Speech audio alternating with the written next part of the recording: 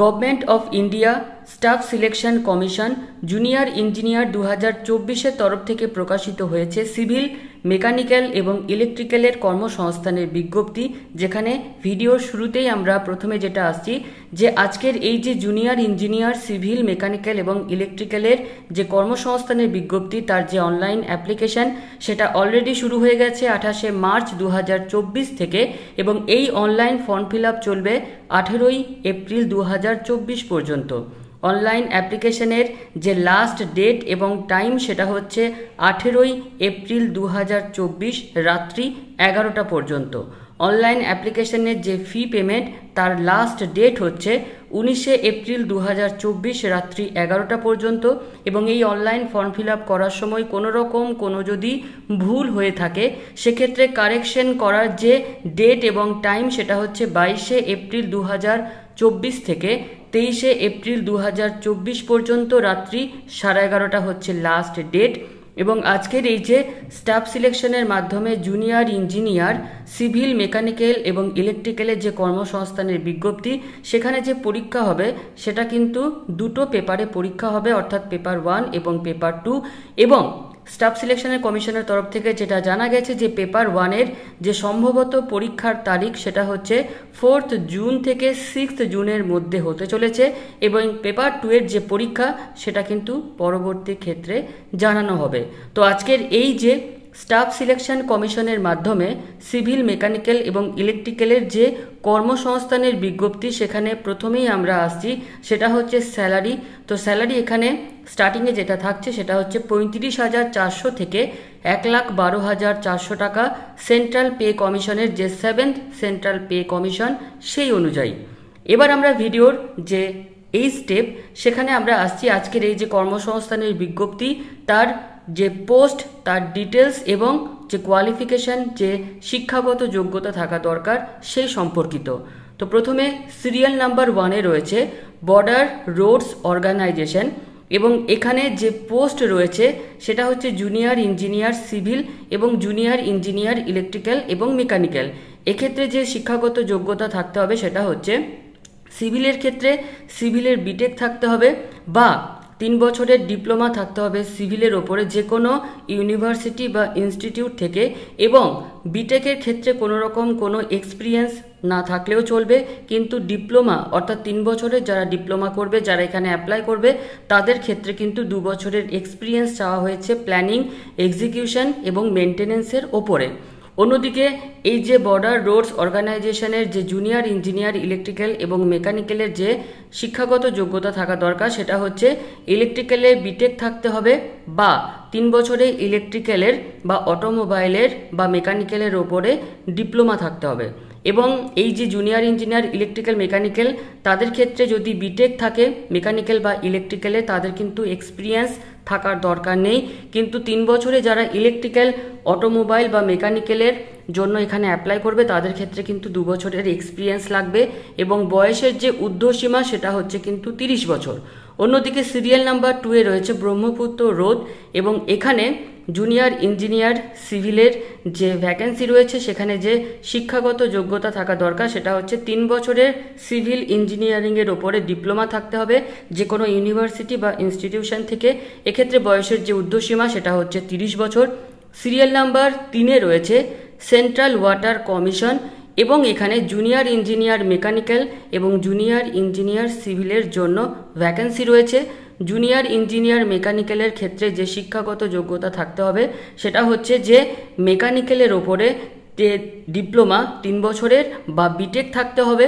অন্যদিকে junior engineer যে civil, সেক্ষেত্রে সিভিলের বিটেক থাকতে হবে বা এখানে কিন্তু ডিপ্লোমা থাকতে হবে সিভিলের 3 বছরের। অন্যদিকে বয়সের যে ঊর্ধ্বসীমা সেটা কিন্তু রয়েছে এখানে 30 বছর। সিরিয়াল নাম্বার 4-এর ক্ষেত্রে রয়েছে সেন্ট্রাল পাবলিক ওয়ার্কস ডিপার্টমেন্ট, এবং এখানে জুনিয়র ইঞ্জিনিয়ার ইলেকট্রিক্যাল এবং জুনিয়র ইঞ্জিনিয়ার সিভিলের জন্য ভ্যাকেন্সি রয়েছে। যে শিক্ষাগত যোগ্যতা থাকা দরকার সেটা হচ্ছে ইলেকট্রিক্যালের ক্ষেত্রে ইলেকট্রিক্যাল বা মেকানিক্যালের উপরে ডিপ্লোমা থাকতে হবে 3 বছরের। অন্যদিকে সিভিলের ক্ষেত্রে এখানে সিভিল ইঞ্জিনিয়ারিংয়ের ওপরে ডিপ্লোমা থাকতে হবে। বয়সের যে ঊর্ধ্বসীমা সেটা রয়েছে এখানে কিন্তু 32 বছর।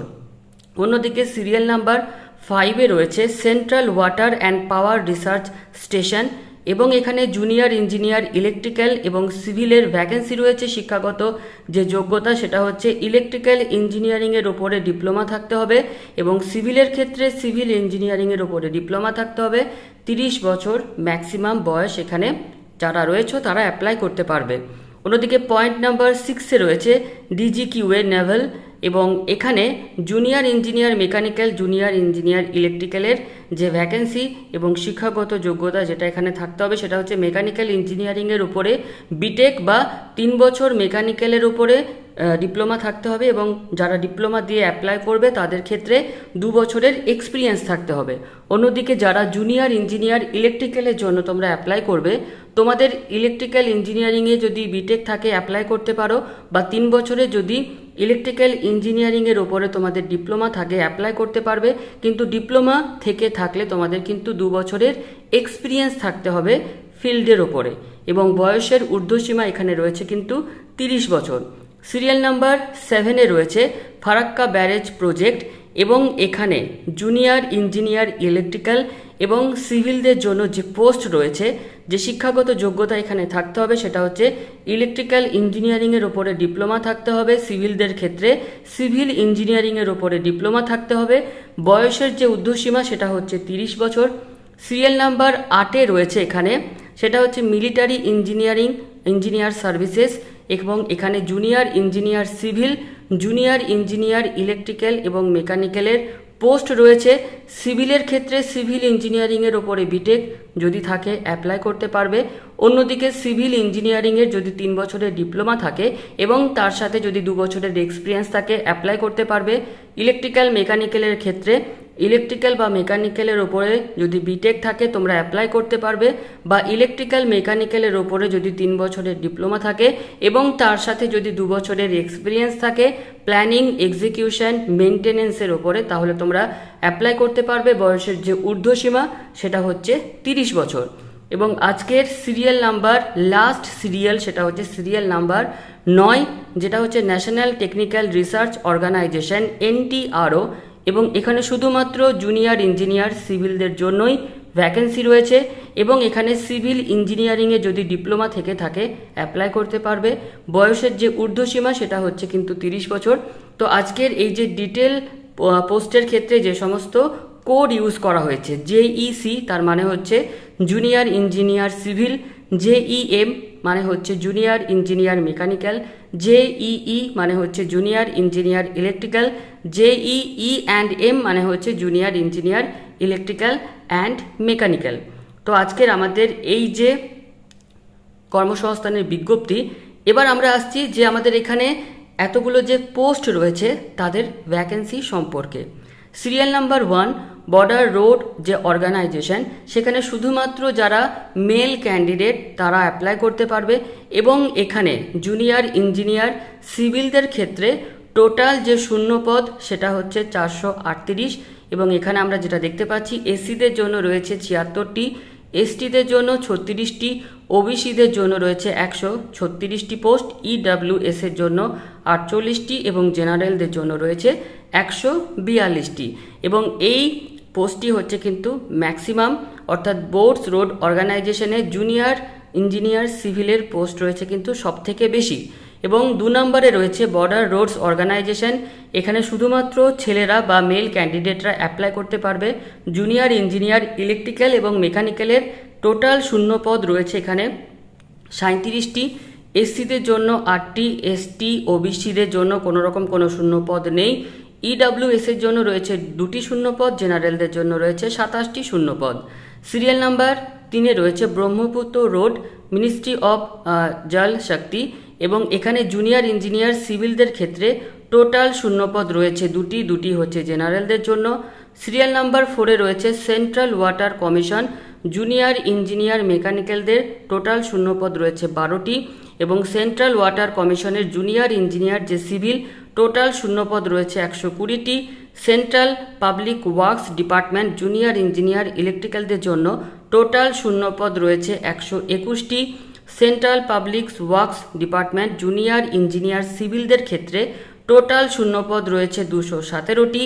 Central water power research organisation junior engineer ইলেকট্রিক্যালদের ক্ষেত্রে টোটাল শূন্যপদ রয়েছে 2টি। Central water power research station junior engineer সিভিলদের ক্ষেত্রে টোটাল শূন্যপদ রয়েছে 3টি। অন্যদিকে DGQA নেভাল মিনিস্ট্রি অফ ডিফেন্সের জুনিয়র ইঞ্জিনিয়ার মেকানিক্যালদের টোটাল শূন্যপদ রয়েছে 3টি। ইলেকট্রিক্যালদের ক্ষেত্রে টোটাল শূন্যপদ রয়েছে 3টি। Farakka barrage project junior engineer ইলেকট্রিক্যালদের টোটাল শূন্যপদ রয়েছে 2টি এবং সিভিলদের ক্ষেত্রে টোটাল শূন্যপদ রয়েছে 2টি। এবং military engineer services junior engineer সিভিলদের এখনই কতগুলো শূন্যপদ সেটা কিন্তু প্রকাশিত করা হয়নি এবং এই এক্সামের মাঝখানে কিন্তু ভ্যাকেন্সি সেটা অ্যানাউন্সমেন্ট করা হবে। অন্যদিকে national technical research organisation junior engineer সিভিলদের ক্ষেত্রে টোটাল শূন্যপদ রয়েছে 6টি। এবার আমরা গুরুত্বপূর্ণ নেক্সট যে পয়েন্টে আসছি সেটা হচ্ছে আমাদের আজকের এই যে কর্মসংস্থানের বিজ্ঞপ্তি, সেখানে কিন্তু ভারতবর্ষের সমস্ত প্রার্থী তোমরা যেখানেই থাকো আজকের এই কর্মসংস্থানের জন্য তোমরা আবেদন করতে পারবে। এবং অন্যদিকে এজ রিল্যাক্সেশনের ক্ষেত্রে গভর্নমেন্টের যে রুল, অর্থাৎ SC/STদের ক্ষেত্রে 5 বছরের কিন্তু বয়সের ছাড় রয়েছে, ওবিসিদের ক্ষেত্রে 3 বছরের, PWD যারা আনরিজার্ভড বা EWS তাদের ক্ষেত্রে বয়সের যে ছাড় রয়েছে সেটা হচ্ছে 10 বছর, PWD OBCদের ক্ষেত্রে বয়সের যে ছাড় রয়েছে সেটা হচ্ছে 13 বছর, PWD SC/STদের ক্ষেত্রে বয়সের যে ছাড় রয়েছে সেটা হচ্ছে 15 বছর, এক্স সার্ভিসম্যানদের ক্ষেত্রে রয়েছে কিন্তু 3 বছর। তো যে সমস্ত গুরুত্বপূর্ণ পয়েন্টগুলো তোমাদেরকে এখানে শেয়ার করা দরকার সেই সমস্ত গুরুত্বপূর্ণ পয়েন্টগুলোই আমি এখানে তোমাদের তুলে ধরছি। তো আজকের এই কর্মসংস্থানের এরপর যেটা আমাদের গুরুত্বপূর্ণ সেটা হচ্ছে আজকের যে কর্মসংস্থানের বিজ্ঞপ্তি তোমরা যেখানে অ্যাপ্লাই করবে সেটা হচ্ছে যে ssc.gov.in। সেখানে তোমরা ফর্ম ফিল আপ করার পর তোমরা যেটা করবে যে তোমাদের যে সিগনেচার সেটা কিন্তু JPEG ফরম্যাটে থাকবে এবং সেটা কিন্তু 10 থেকে 20 কেবির মধ্যে হয় এবং তোমাদের যে ফটো সেটাও কিন্তু এখানে তোমাদের আপলোড করতে হবে এবং তোমাদের এই যে আজকের কর্মসংস্থানের বিজ্ঞপ্তি সেটার যে লাস্ট ডেট সেটা হচ্ছে কিন্তু 18 এপ্রিল 2024 এবং ফর্ম ফিল আপের যে ফিস সেটা হচ্ছে যে 100 টাকা। এটা কিন্তু যারা ছেলেরা বা মেল ক্যান্ডিডেট তাদের ক্ষেত্রে, অন্যদিকে যে সমস্ত ক্যান্ডিডেট যারা ফিমেল বা SC/ST PWBD তাদের ক্ষেত্রে কিন্তু আজকের এই ফর্ম ফিল আপের কোনো রকম কোনো পেমেন্ট করতে হবে না। অন্যদিকে আরও একটি যে গুরুত্বপূর্ণ পয়েন্ট সেটা হচ্ছে ফর্ম ফিল আপের সময় কেউ যদি ভুল করে থেকে থাকো তাহলে কারেকশনের যে ডেট দেওয়া হয়েছে সেখানে যারা কারেকশন করবে তাদের ক্ষেত্রে রাখছে 200 টাকা কারেকশনের জন্য এবং তাদের ফার্স্ট টাইম কারেকশনের জন্য লাগছে 200 টাকা। তারপরেও যদি নেক্সট তোমরা কারেকশনের দরকার হয় সেকেন্ড টাইম সেক্ষেত্রে কিন্তু লাগবে তোমাদের 500 টাকা।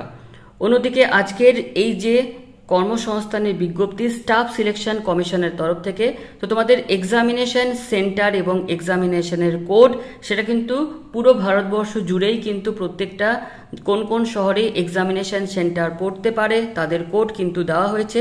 সেটা ভাগলপুর থেকে তোমরা দেখতে পাচ্ছ যে পাটনা অর্থাৎ যে রিজিয়নের সেন্ট্রাল রিজিয়নের মধ্যে থাকছে বিহার, উত্তরপ্রদেশ, ইস্টার্ন রিজিয়নের মধ্যে থাকছে Andaman and Nicobar, Jharkhand, Orissa, Sikkim and West Bengal এবং ওয়েস্ট বেঙ্গলের ক্ষেত্রে যেটা আমরা দেখতে পাচ্ছি যেখানে আসানসোল, কলকাতা, শিলিগুড়ি, বর্ধমান, দুর্গাপুর এই সমস্ত জায়গায় তোমাদের পরীক্ষার সেন্টার পড়বে এবং কর্ণাটকা, কেরালা রিজিয়নের ক্ষেত্রেও কিন্তু এখানে সেন্টার এবং সেন্টারের কোড অর্থাৎ পুরো ভারতবর্ষ জুড়ে যে যেখানে থাকো তোমরা নিজেদের যে পছন্দ মতো সেন্টার কোড অবশ্যই এখান থেকে দেখে নিও।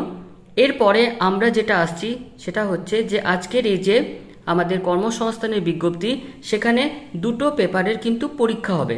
পেপার 1-এ তোমাদের থাকছে কম্পিউটার বেসড এক্সামিনেশন এবং এখানে যে সমস্ত সাবজেক্টগুলো থাকছে সেটা হচ্ছে জেনারেল ইন্টেলিজেন্স অ্যান্ড রিজনিং এবং এখানে তোমাদের 50টা কোশ্চেন থাকবে 1 নাম্বার করে এবং টাইম থাকছে তোমাদের 2 ঘন্টা। জেনারেল অ্যাওয়ারনেসের জন্য তোমাদের 50টা কোশ্চেন থাকবে 1 নাম্বারের এবং জেনারেল ইঞ্জিনিয়ারিং যে ট্রেড বা ডিপার্টমেন্টের তার উপরে কোশ্চেন থাকবে, 100টা কোশ্চেন থাকবে 1 নাম্বার করে। অর্থাৎ পেপার 1-এ তোমাদের টোটাল যে কোশ্চেন সেটা হচ্ছে 200টা কোশ্চেন, 200 নাম্বারের, টাইম হচ্ছে 2 ঘন্টা। এবং যারা ফিজিক্যালি চ্যালেঞ্জের মধ্যে রয়েছে তাদের ক্ষেত্রে এক্সট্রা 40 মিনিট দেওয়া হবে। পেপার 2 সেটাও কিন্তু রয়েছে কম্পিউটার বেসড এক্সামিনেশন, এবং এখানে যে যে ডিপার্টমেন্টের তার উপরে কিন্তু থাকবে তোমাদের 100টা কোয়েশ্চেন 300 নাম্বারের, এবং এখানে যে টোটাল সময় সেটা হচ্ছে 2 ঘন্টা। এবং এখানে যারা ফিজিক্যালি চ্যালেঞ্জড ক্যান্ডিডেট তাদের ক্ষেত্রে এক্সট্রা 40 মিনিট তোমাদের দেওয়া হবে। পেপার 1 এবং পেপার 2 এর যে পরীক্ষা সেটা কিন্তু হবে অবজেক্টিভ টাইপের এবং মাল্টিপল চয়েস কোয়েশ্চেন থাকবে, অর্থাৎ একটা প্রশ্নের জন্য 4টে অপশন থাকবে। কোয়েশ্চেন পেপারের যে কোয়েশ্চেন সেটা কিন্তু হিন্দি এবং ইংলিশ উভয় ল্যাঙ্গুয়েজে থাকবে। এবং পেপার 1-এ কেউ যদি ভুল করে থাকো তাহলে কিন্তু একটা ভুল অ্যান্সারের জন্য 0.25 নাম্বার কাটা যাবে। অন্যদিকে পেপার 2-এ কোনো ছাত্র বা ছাত্রী যদি ভুল অ্যান্সার করে থাকো সেক্ষেত্রে তোমার কিন্তু 1 নাম্বার কাটা যাবে। এরপর গুরুত্বপূর্ণ পয়েন্টের মধ্যে আমাদের যেটা রয়েছে সেটা হচ্ছে এখানে সিলেবাস কিন্তু দেওয়া রয়েছে। পেপার 1-এর জেনারেল ইন্টেলিজেন্স এবং রিজনিংয়ের যে সিলেবাস প্রত্যেকে দেখতে পাচ্ছ, ভার্বাল, নন ভার্বাল এবং সিমিলারিটিস, এই সমস্ত টপিকগুলো রয়েছে। জেনারেল অ্যাওয়ারনেসেরও সিলেবাস এখানে দেওয়া রয়েছে। General engineering, civil and structural, electrical, মেকানিক্যালের সিলেবাসও কিন্তু দেওয়া রয়েছে। তো এই যে সিলেবাস সেটা ফলো করেই কিন্তু স্টাফ সিলেকশন কমিশনের তরফ থেকে বানানো হবে তোমাদের কোয়েশ্চেন পেপার। তো আজকের আমাদের লাস্ট গুরুত্বপূর্ণ পয়েন্টের মধ্যে যেটা রয়েছে, পরীক্ষার সেন্টারে যখন তোমরা যাবে অবশ্যই আধার কার্ড বা প্যান কার্ড বা ড্রাইভিং লাইসেন্স বা পাসপোর্ট কোনো একটা আইডেন্টিটি প্রুফ অরিজিনাল, তার সাথে যে জেরক্স কপি সেটা কিন্তু অবশ্যই তোমরা নিয়ে যাবে। তো আজকের আমাদের এই কর্মসংস্থানের ভিডিও এতটুকুই। তোমাদের যদি কোনো কিছু প্রশ্ন থাকে বা কোনো যদি মিস করে থাকি অবশ্যই কিন্তু কমেন্ট সেকশনে জানিও। ধন্যবাদ।